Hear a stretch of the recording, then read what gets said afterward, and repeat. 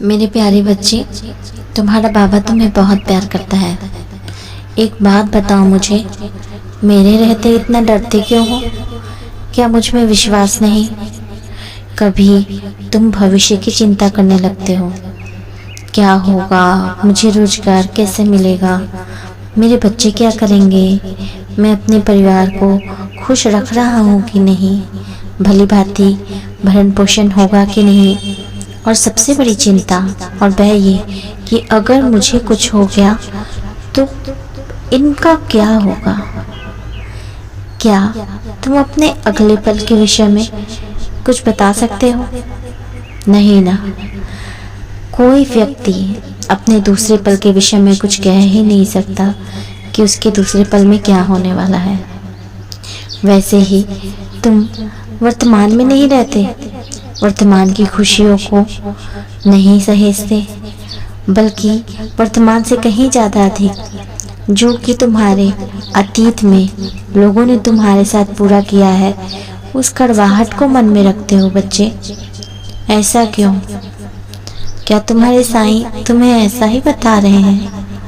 मैं हमेशा तुमको कहता हूँ, मेरे रहते किसी चीज़ की चिंता करने की आवश्यकता नहीं। ना भविष्य की चिंता करो, ना अतीत की कड़वाहट को अपने मन से निकाल दो।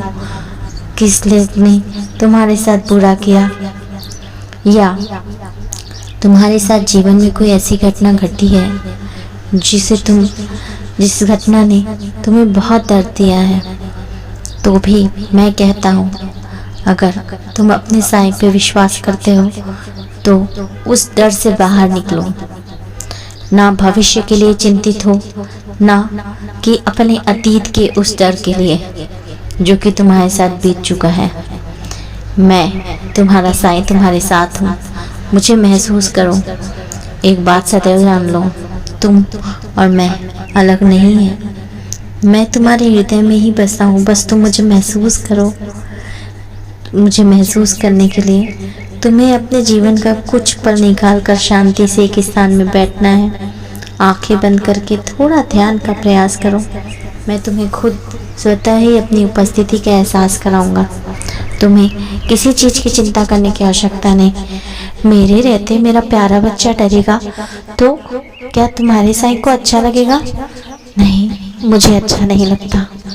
और तुम्हें एक बात बता दूं, मैं वर्तमान को आनंददायक स्थिति में उसका लुत्फ उठाओ बच्चे। वर्तमान में भविष्य की चिंता करना छोड़ दो।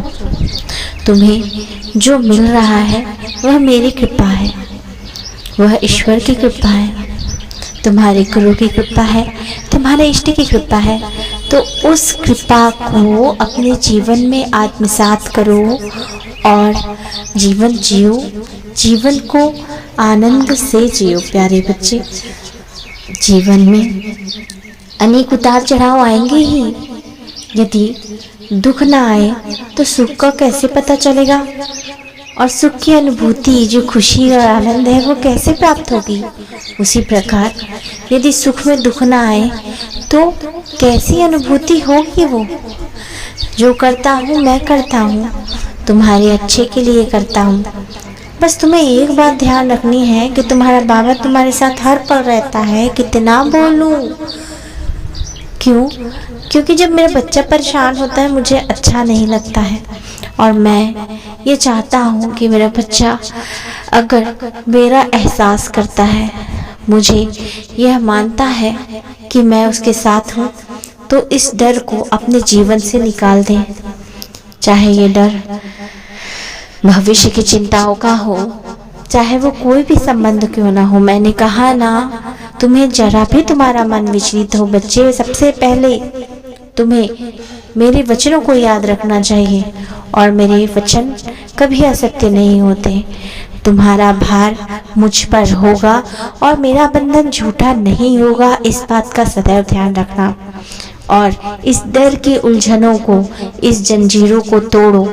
तुम्हारा साईं तुम्हारे साथ है और तुम्हें किसी चीज की चिंता करने की आवश्यकता नहीं। अपने बाबा के रहते कहीं डरने की आवश्यकता नहीं। तुम्हारे जिंदगी में जो हो रहा है मेरी मर्जी से हो रहा है, जो होगा मेरी मर्जी से होता है। क्यों?